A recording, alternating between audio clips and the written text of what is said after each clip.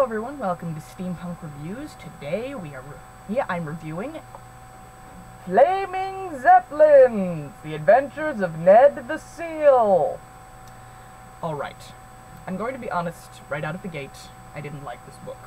I just didn't. It doesn't make a lot of sense to me. Why does it not make a lot of sense to you, oh Steampunk Reviewer, you ask?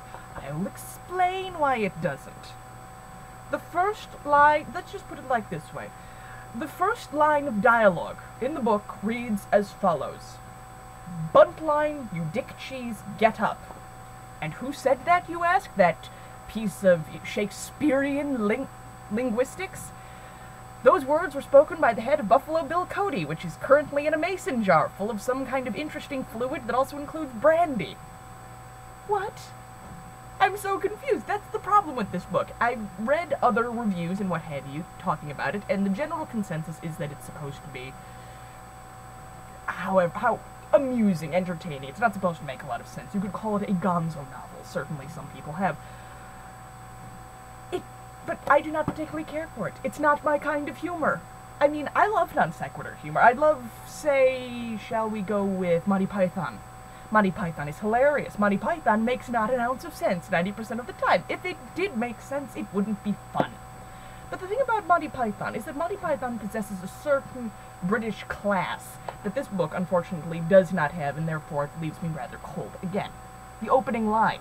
Buntline, you dick cheese, get up. I just knew I was in for a bad. Once you read that, if you're me, obviously you aren't, but but for me, once I read that, I knew that I was dealing with someone who, if that's your sense of humor, if you insist on using the word dick cheese as the first thing out of the line of a character's mouth, the first thing you write, we're going to have a problem. It's just going to happen. It doesn't work. I do not like it. So, if you do like that kind of crude humor, and I consider it crude. I'm not generally really offended by things, but at the same time, dick cheese? What? I don't even want to know what that is.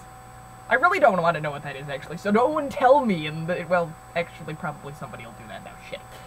Moving right along, if you like that kind of crude humor, read this book. If you don't, if you're like me, just put it elsewhere. Give it to that teenage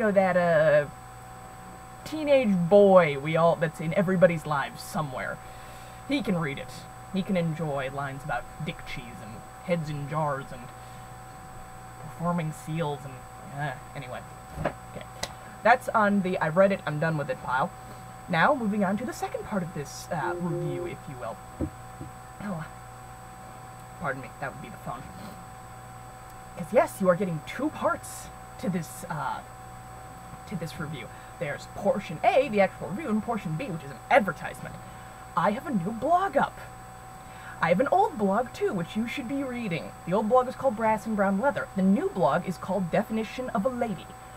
And the new blog, which is started by me and a collection of friends, is entirely devoted to the, making it possible for a woman to be a lady in this day and age. Note, kindly, that being a lady does not necessarily turn you into some kind of frou-frou, Betty Draper type.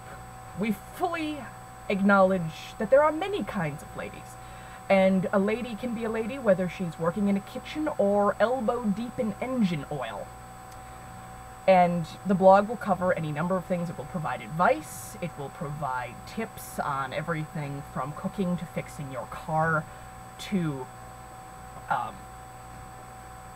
throwing a football and many, many things besides. So, drop by, subscribe, enjoy the writings of me and my many friends as we escort the ladies and the gentlemen, we don't discriminate, anyone can read it, who would like to know more about how to be a lady in this day and age.